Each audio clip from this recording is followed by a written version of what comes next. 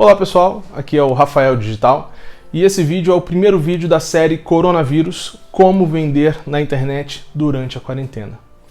Eu vou falar um pouquinho sobre quais são os negócios beneficiados e os negócios que foram prejudicados nesse momento e um pouquinho sobre o cenário do coronavírus no Brasil, do que a gente está vivendo.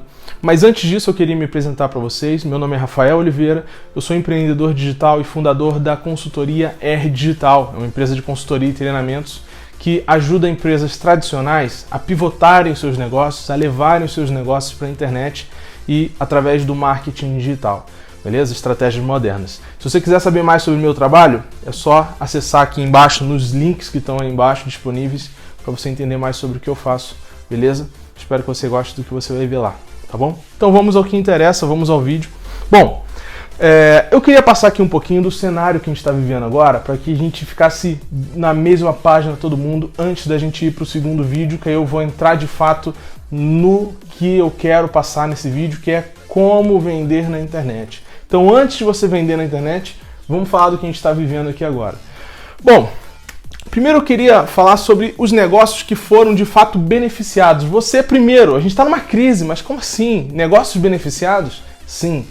Você sabia que tem muitos negócios que foram beneficiados nessa crise? E vou te dizer, tem vários, mas eu vou te dizer o principal. Quais são os principais negócios que foram beneficiados nessa crise? Os negócios que são 100% digitais. Os negócios 100% digitais foram sim os negócios que mais tiveram benefícios nessa crise.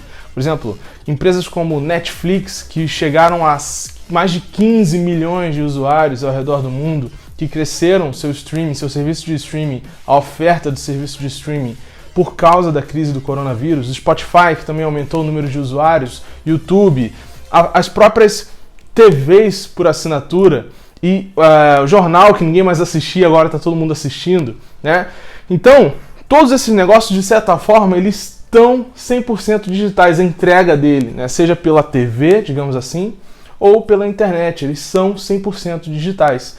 Todos os serviços que são 100% digitais, eles tiveram benefícios com a crise do coronavírus. O que eu quero dizer com isso? Esses negócios aqui que foram prejudicados, eles são exatamente o contrário.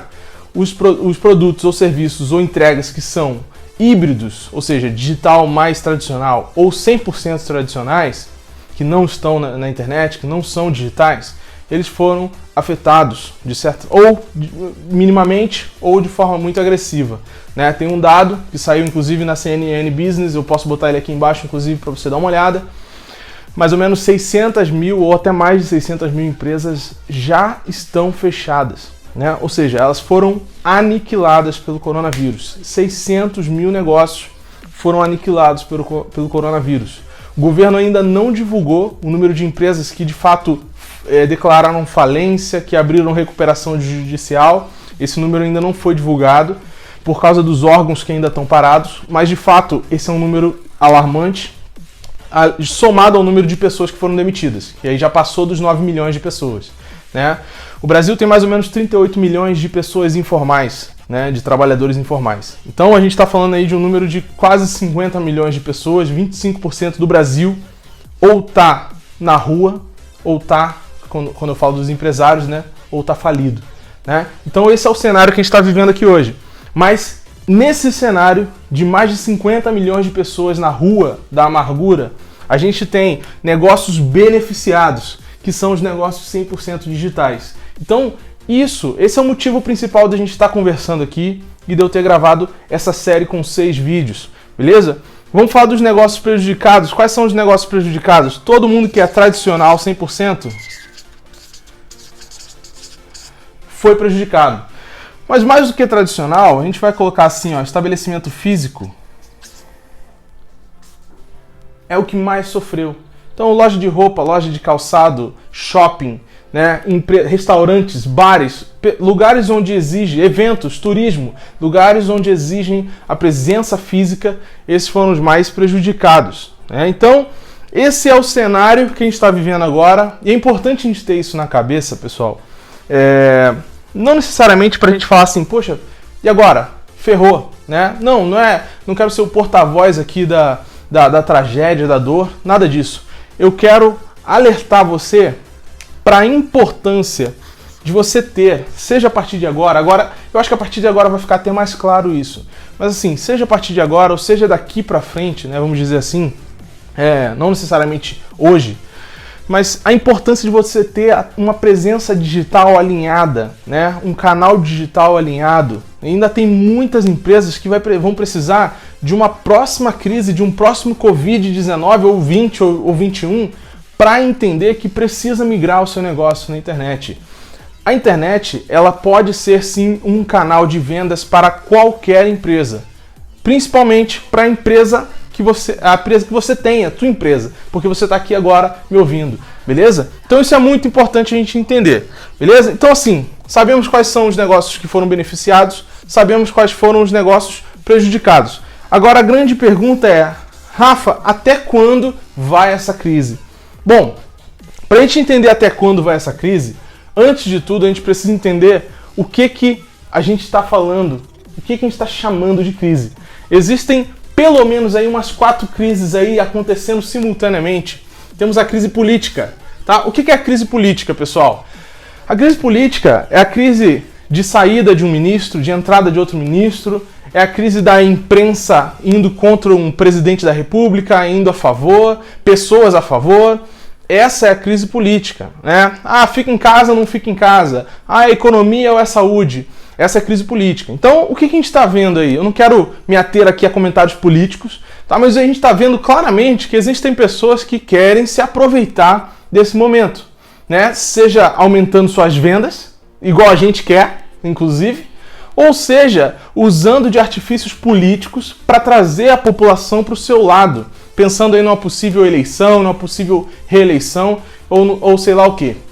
Isso tudo é política, né? Eu estou usando um artifício da população, um artifício político para trazer as pessoas para mim, tá? Então, essa crise é uma crise grave, é uma crise que não tem classe social, não tem classe econômica, não tem salário alto, salário baixo, é a crise política que a gente está vivendo. Junto dessa crise, eu tenho a crise da economia, né? E aí eu estou falando do quê? Das empresas pequenas e das pessoas ou empresas informais, né? Que são mais ou menos, eu já falei o número, 39 milhões de pessoas que são os pedreiros, os marceneiros, as pessoas as limpadoras de casa, né? As donas de casa, as pessoas que limpam a casa, né? Todos os dias, as empregadas domésticas que são informais também. Essas pessoas somam mais ou menos 39 milhões de pessoas. Esse é um público que está desempregado e está sem construir renda. E além das pequenas empresas, que são 600 mil empresas que já faliram ou que estão fechadas de fato. Essa é uma outra crise gravíssima, crise econômica. Então eu tenho a crise política, eu tenho a crise econômica e eu tenho a crise pós-crise, né? Que é uma outra crise muito grave também. Que assim, a gente está falando de Brasil está parado agora, certo? O Brasil está parado, ou seja, a economia está parada. Além da economia parada, eu tenho a política sendo jogada, o jogo político sendo jogado ao mesmo tempo. O dólar sobe, dólar abaixa, dólar sobe, dólar abaixa, né? E além disso, a gente tem uma próxima crise que vai vir depois dessa crise.